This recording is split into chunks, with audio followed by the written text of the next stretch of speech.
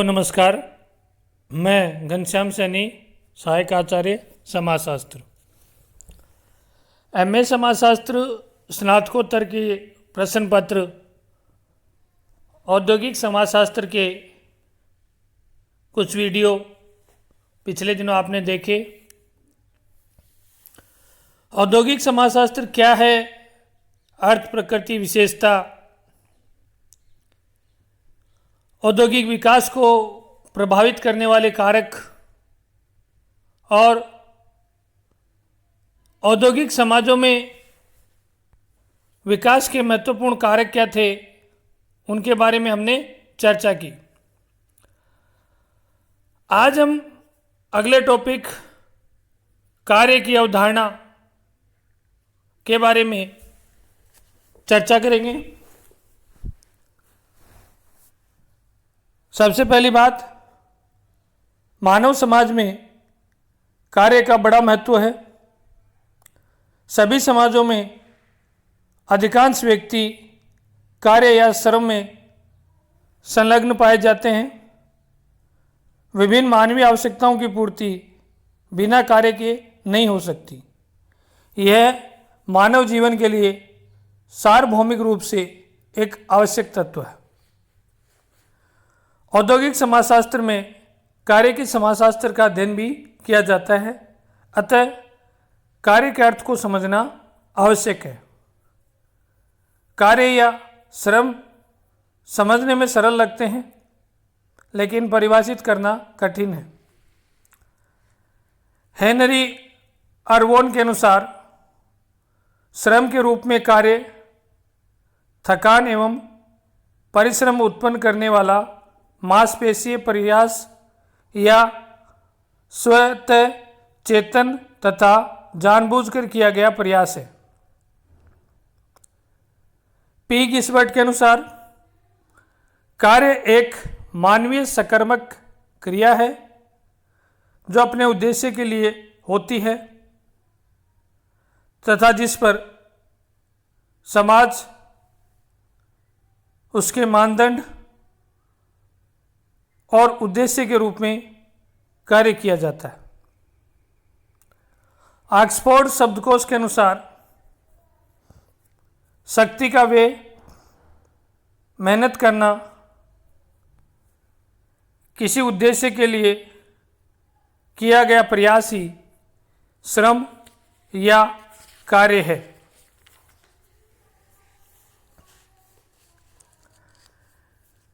इस प्रकार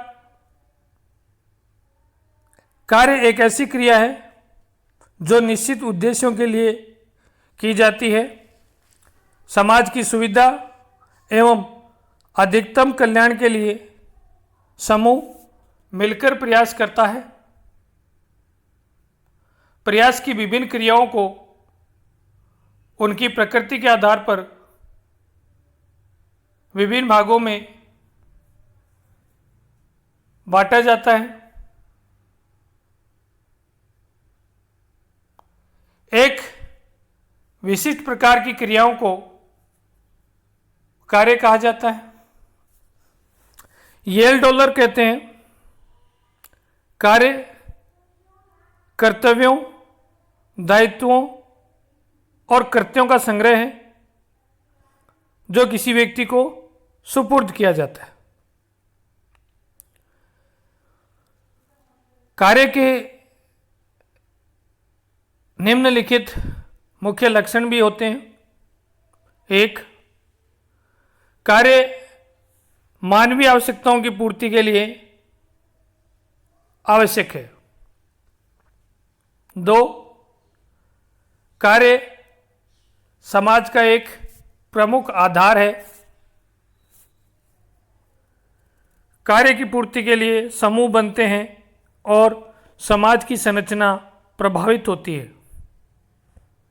तीन, कार्य में शारीरिक एवं मानसिक दोनों प्रकार के प्रयास सम्मिलित हैं। चार, यह क्रियाओं का समूह होता है जो निश्चित उद्देश्यों की पूर्ति के लिए किया जाता है। 5, कार्य में ऐसी सेवाएं भी सम्मिलित हैं जिनमें मानवीय श्रम का कोई भौतिक या ठोस रूप दिखाई नहीं देता, जैसे तकनीकी परामर्श देने की क्रियाएं। वर्तमान व्यवस्था में व्यक्ति को उसकी मानसिक एवं शारीरिक क्रियाओं के लिए पारिश्रमिक भी दिया जाता है। पारिश्रमिक वस्तु विनिमय की व्यवस्था के रूप में तथा मौद्रिक व्यवस्था के में देश की प्रचलित मुद्रा में किया जाता है। आगे हम बात करते हैं कंसेप्ट ऑफ वर्क, कार्य की अवधारणा क्या है। कार्य के संबंध में विभिन्न प्रकार की मान्यताएं प्रचलित रही हैं। अनेक समाजों में विभिन्न प्रकार के आदर्शों को लोग मानते हैं। प्राचीन समय में यूनान के विचारकों में विश्वास था कि कार्य में शारीरिक श्रम बुद्धि को कुंठित कर देता है। समाज के कुलीन और अभिजात लोगों को कार्य से दूर रहना चाहिए। कार्य दासों के लिए उपयुक्त माना गया था। प्रारंभ में ईसाई धर्म में भी यह माना जाता था कि कार्य पाप के बदले दंड है। हिब्रू विचारक भी कार्य को एक प्रकार का दंड मानते थे। यूरोप के मध्यकालीन समाज में ईसाई धर्म के आचार्यों ने कार्य के संबंध में नैतिक और धार्मिक कल्पनाएं विकसित की और कार्य समाज के निम्न वर्गों के लिए बताया। प्राचीन भारतीय समाज में भी विभिन्न प्रकार के कार्य के आधार पर समूह बटे हुए थे। किसी समूह को उच्च माना जाता, किसी को मध्यम, किसी को निम्न। यूरोप के नवजागरण आंदोलन में कार्य की कल्पना में परिवर्तन आया। पहले कार्य को व्यर्थ और कष्ट साध्य माना जाता था, जबकि वर्तमान में कार्य को व्यक्ति की सृजनात्मक अभिव्यक्ति माना गया। प्रोटेस्टेंट सुधारवाद ने कार्य के महत्व में अभूतपूर्व वृद्धि की। मार्टिन लूथर के अनुसार कार्य जीवन का आधार एवं कुंजी है, अकर्मण्यता पाप है। प्रोटेस्टेंट धर्म ने कार्य, उद्योग, परिश्रम, संयम एवं बचत पर अधिक बल दिया, जिससे श्रम और कार्य की प्रतिष्ठा में वृद्धि हो गई। आजकल लगभग सभी विकसित और विकासशील देशों में राष्ट्र निर्माण एवं उत्थान तथा समाज के कल्याण एवं उन्नति के लिए कार्य को महत्वपूर्ण माना जाता है। कार्य करने वाले व्यक्तियों की कुशलता बढ़ाने हेतु कार्य की दशाओं में सुधार करने के निरंतर प्रयास किए जा रहे हैं। उद्योगों में कार्य करने वाले व्यक्तियों को उचित सम्मान और प्रतिष्ठा दी जाती है। इस प्रकार कार्य के प्रति धारणाएं समय समय पर बदलती रहती है। इसके महत्व के बारे में कोई भी विचारधारा क्यों नहीं रही हो, परंतु सत्य यह है कि समाज की आवश्यकताओं की पूर्ति के लिए कार्य एक अनिवार्य तत्व है और रहेगा।